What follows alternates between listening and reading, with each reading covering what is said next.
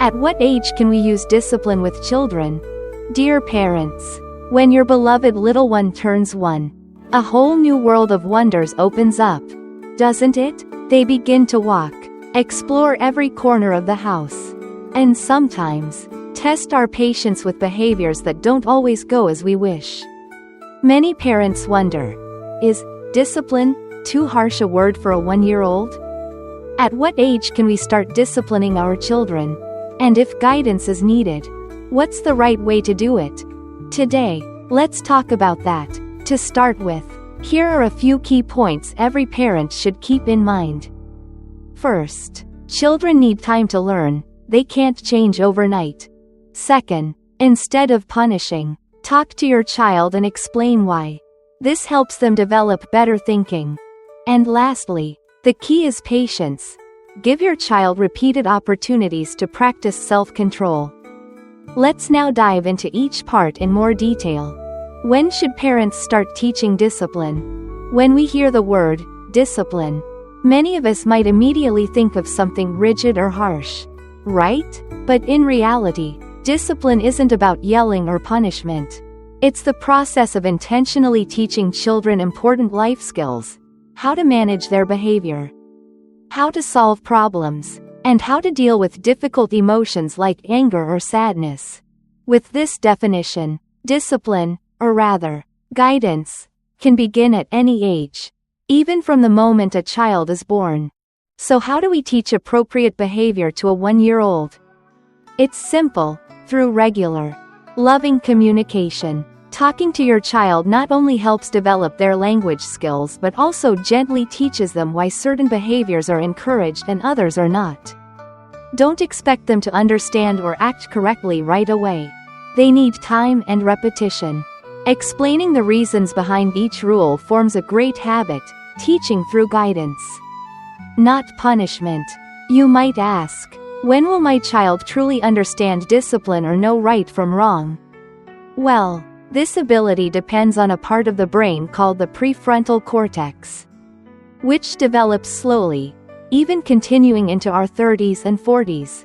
So while that might sound like a long road, it means we should start early and be very patient, giving children the time they need to absorb and grow into what we teach them. How can we guide a 1-year-old? Now that we understand discipline as guidance, what can we do specifically with a 1-year-old?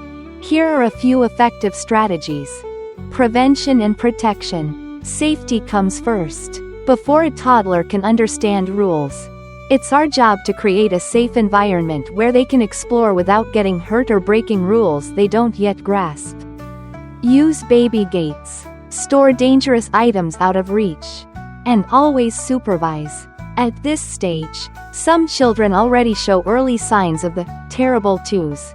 You can prevent many tantrums by planning ahead and avoiding situations where your child might feel hungry, angry, lonely, or tired.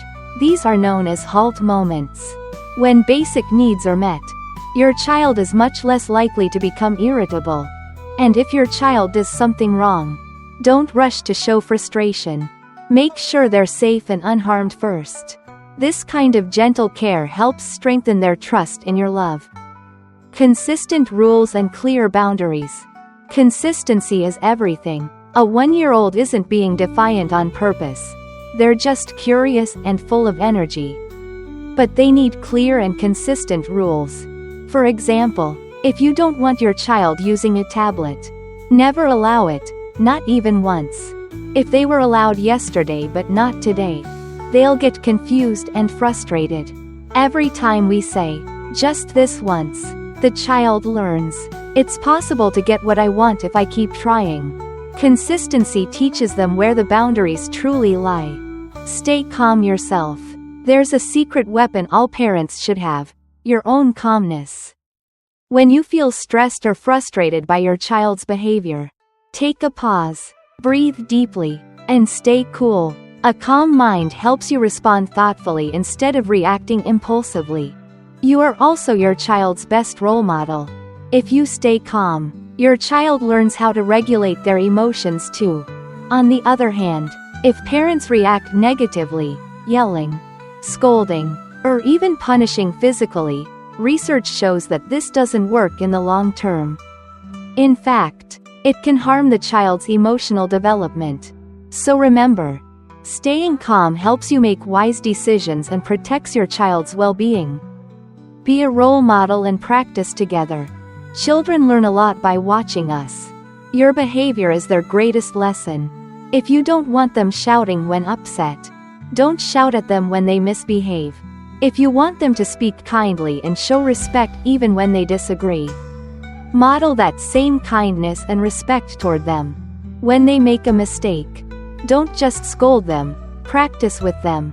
For instance, if your child throws a spoon after eating, gently explain, "Sweetheart, we don't throw spoons. When we throw, the food can get messy. Let's place it gently in the bowl instead." Then model the behavior and hand them the spoon so they can try. Practicing right away helps them remember better. Use explanations, inductive discipline. Instead of simply saying, "No," try giving meaningful explanations. Psychologists call this inductive discipline, helping the child understand how their actions affect themselves and others. This is very different from using authority, "because I said so," or withdrawing love, ignoring or showing anger. Those negative styles may scare children into obedience, but they can harm confidence and social skills in the long run. For example, you shouldn't hit your friend. Hitting hurts, and it makes them sad. They won't want to play with you anymore. With time, this approach helps children understand right from wrong, develop empathy, and make decisions based on fairness and care, not just fear of punishment. Kids raised with inductive discipline tend to be less aggressive and impulsive. Praise effort and good behavior. Never underestimate the power of praise, but do it right. When your child does something positive, even something small, praise them to reinforce that behavior. This is called positive reinforcement. But instead of praising results or innate ability, focus on effort. For example, rather than saying, "You're so smart, try. Wow, you worked really hard to build that tower. I saw you didn't give up even when it fell down." This kind of praise helps your child value persistence and makes them more open to challenges later in life. Patience is the key. And finally, the golden rule: patience. Many parents try a new method a few times, and if their child doesn't change quickly, they assume it's not working and return to old habits like scolding. But think back, how many times did your child fall while learning to walk? A lot, right? Yet you didn't say, "Forget it, you're falling too much. No more practice." Instead, you cheered them on and helped them try again, because you knew they needed time. Learning good behavior is just as complex, maybe more. The human brain needs repetition to learn and remember new habits. That's why your consistent, patient guidance matters so much.